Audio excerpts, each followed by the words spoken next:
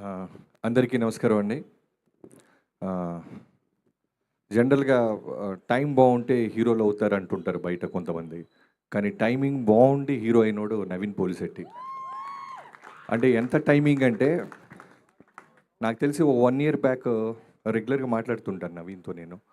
Accident అయింది మనోడికి, అందరికీ తెలుసో తెలీదో, సాలిడ్ యాక్సిడెంట్. చెయ్యి కాలు ఎక్కడెక్కడ విరిగిపోయినాయి.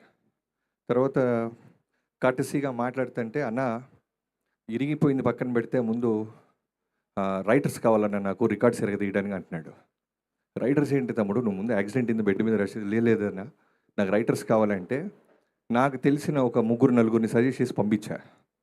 మళ్ళీ ఫోన్ చేశాడు, అన్న సరిపోవట్లేదన్నా ఇంకెవరో కావాలని. ఏమో ఎక్కడి నుంచి పట్టుకొస్తాం, ఉన్న రైటర్స్ అందరినీ పంపిస్తే నువ్వు నీ ఎనర్జీకి వాళ్ళు మ్యాచ్ అవ్వక పారిపోతున్నారు తమ్ముడు అంటే.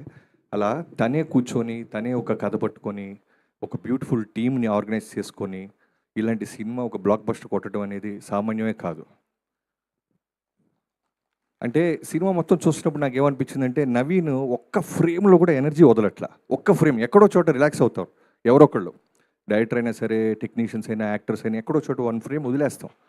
వదలట్లేదు అతను. నమ్మి నమ్మి నమ్మి నమ్మి నమ్మి ఎనర్జీతో బౌన్స్ అవుతానే ఉన్నాడు. బౌన్స్ అంత నవ్వుతూ చేస్తున్నాడు కదా, లోపల ఎంత లాభం ఉందో నాకు అర్థమవుతుంది.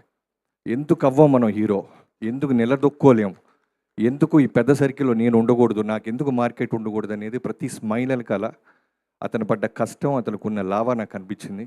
నవీన్, నీ కష్టం ఇలానే వెళ్తావు, నీకేం చెప్పక్కర్లేదు. బట్ చాలా చాలా బ్రైట్ ఫ్యూచర్ ఉంది. నీకు తెలియని ఒక గుడ్ న్యూస్ చెప్తాను నీకు. ఈ సినిమా రిలీజ్ అయిన తర్వాత చిరంజీవి గారిని కలిశాను నేను నెక్స్ట్ చేయబోతున్నాను వన్ ఆఫ్ ద మీటింగ్లో.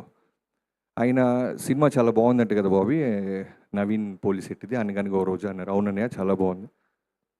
ఎంత ఎనర్జీ ఉంటుంది అబ్బాయికి, ఇప్పుడు వస్తున్న జనరేషన్స్లో నాకు బాగా నచ్చిన హీరో నవీన్ అని చెప్పాడు.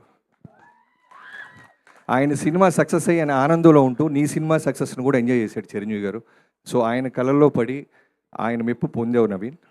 ఇది నేను దాచిపెట్టి, నేను తప్పకుండా ఈ ఈవెంట్కి నువ్వు నన్ను పిలుస్తూ వచ్చినప్పుడు చెప్పాలనుకుని దాచిపెట్టాను. I'm sharing this. And director మారికి అండ్ చిన్మయ్కి అండ్ హోల్ టీమ్